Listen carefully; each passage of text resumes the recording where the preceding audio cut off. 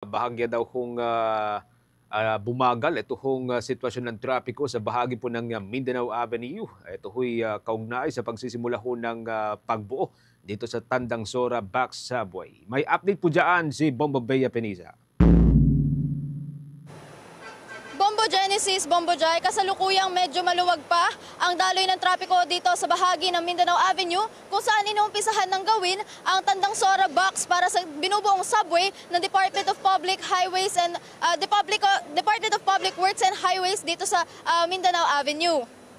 Ayon kasi sa naging talakayan kasama si Antonio Aganon Jr. na siyang Station Civil Deputy Manager ng ginagawang subway, tatagal ng hanggang taong 2028 ang naturang proyekto para sa pagbuo ng Tandang Sora Box Subway.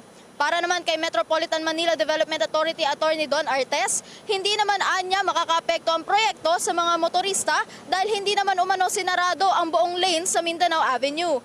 Anya, konting lihis lamang ang gagawin ng mga motorista para maging tuloy-tuloy ang daloy ng trapiko sa bahaging ito. Binigyang diin din ni Artes na wala naman talagang isinara sa mga linya dito sa bahagi ng Mindanao Avenue.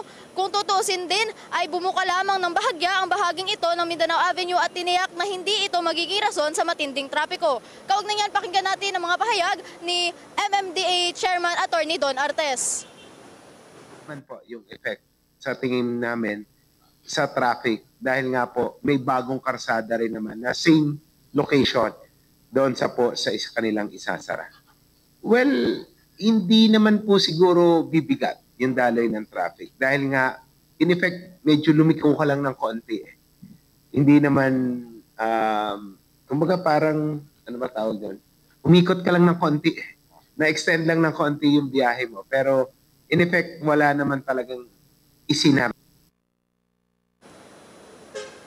Samantala, tiniyak naman ni Artes sa publiko na wala umano dapat ikabahala ang mga commuters dahil bumuo naman ng traffic management plan at diversion road sa lugar para sa mga motorista at mga residente na maaaring maapektuhan ng proyekto. Kaugnay pa niyan, pakinggan pa natin ang mga bahagi ng pahayag ni MMDA Chairman Attorney Don Artes. So again, wala po dapat ikabahala yung ating mga kababayan kahit medyo matagal ito gagawin.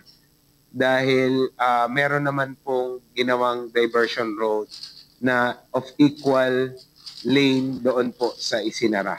And then may mga alternate routes naman po na pinopropose na nakita natin at ipopost po namin yan para sa kaalaman ng ating mga kababayan. So again,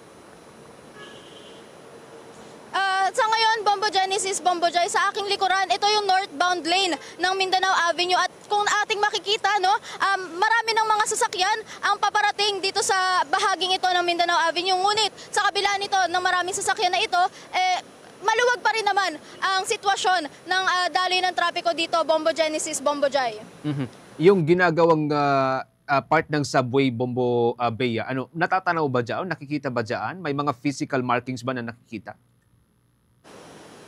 Yes, Bombo Genesis. Actually, itong bahagi na ito, uurong lang ako ng konti, ano? Itong bahagi na ito mismo, ang binubuong subway dito sa Mindanao Avenue. Ito yung magiging Tandang Sora Box Subway kung saan ito na yung magiging estasyon mismo ng subway na gagawin o binubuo ng ating pamahalaan ng pamunuan ng DPWH, Bombo Genesis. Pero yung paghuhukay na ginagawa, kasi ang sabi ng Metropolitan Manila Development Authority, yung unang part nito ay parang magkakaroon ng malawakang paghuhukay, may cover naman kahit papano para somehow hindi maging delikado para sa mga motorista.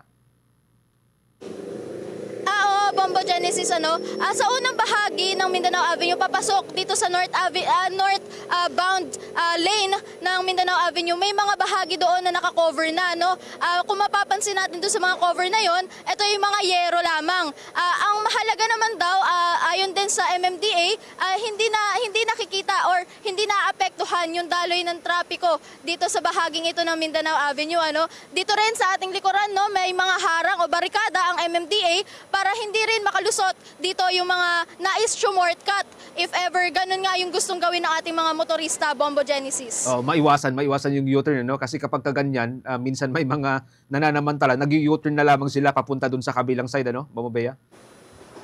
Yes, Bombo Genesis. Actually, kanina may mga nahuli tayo, pero yung pagtatangka nila ay hindi naman successful. So, magandang adhikain din dito ng MMDA na may mga barikada silang inilalagay dito para hindi na rin magsubok pa ang ating mga motorista na mag-U-turn kung sakali, Bombo Genesis.